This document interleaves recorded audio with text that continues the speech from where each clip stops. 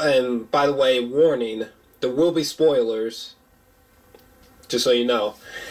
And I gotta be honest with you guys, you know, when the film switches to 1993, from there and all the way to the ending credits, I feel like that's where the flaws of the movie hang.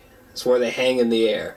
I mean, once we get to that point, I mean, you know, this movie really suffers from being overstuffed with ideas and characters and being way too long.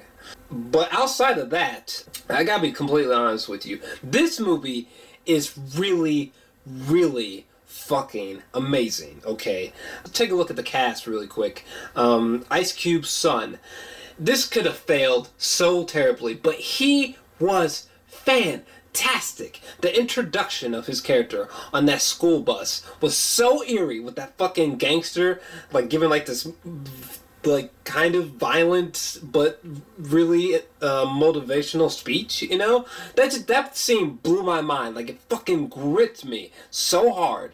And the Detroit concert, or, you know, when they played Fuck the Police, was so awesome. I mean, the speakers in my theater were so fucking loud and exploding with bass. And it was just so... Oh my god, the hairs on my arms were standing up. Like, that shit was fucking incredible, alright?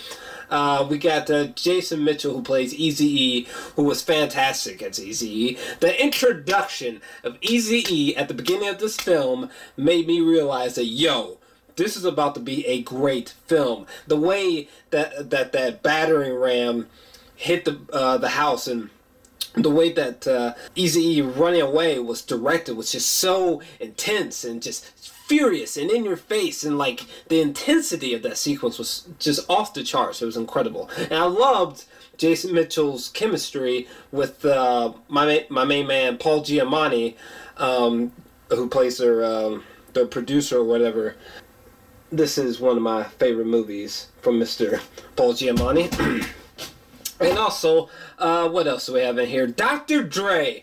Oh my god. The introduction as well of Dr. Dre. I mean, how could he have had a better introduction than this? I mean, when I think about Dr. Dre, and I'm just like, what, you know, if I was going to make a scene where we first see him, what would it look like? It would basically look something like that. Like, just so dope. I mean, to think that he went from that to where he is now is fucking mind-blowing. All of the cast I thought was solid. I think the movie is directed beautifully. It's so gritty, and it's got this bleak visual tone. I loved this shot right here. I thought was just done gorgeously. All the music in this trailer, or in this movie, just had me bobbing my head like crazy. You know, the scenes of police brutality, or you know, the police being fucking assholes, is so relevant to today.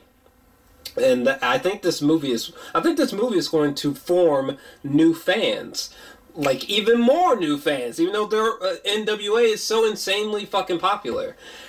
And you know, even though, you know, the last half of this film, I think it just stretched on too long, man. Dr. Dre was driving away. Like, this scene was just blowing my mind, because, like, it really looked like he was speeding through the streets of 1993, and that just, from a technical point of view, just exploded my mind. It was like basically being in a time machine. And I love biopics, because biopics, to me, are the closest thing that we have, really good biopics anyway, are the closest thing that we have to traveling through time into the past. But yeah, I gotta be honest with you guys. This movie is raw, is brutal. Yes, is there some sugarcoating in this film? Yes, there is. Absolutely. Because if you do you could just do some quick skimming of research, and you can find out real quick a couple cases of violence against women involving Dr. Dre, for example, that are really fucked up. And I'm really surprised that they didn't even touch those topics. You know, things like that, they just totally didn't touch it. But then again, Dr. Dre, for example, had a huge hand in making this movie, so Yes, it would have been nice if they were totally transparent. That would have been cool.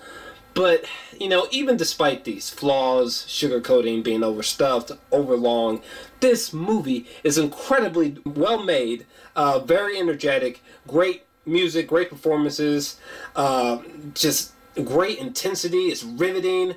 It's just that the last half. I'm feeling a very strong 9 out of 10. I am just as surprised as you are.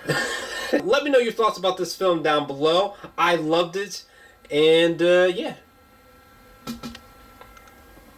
Motherfucker.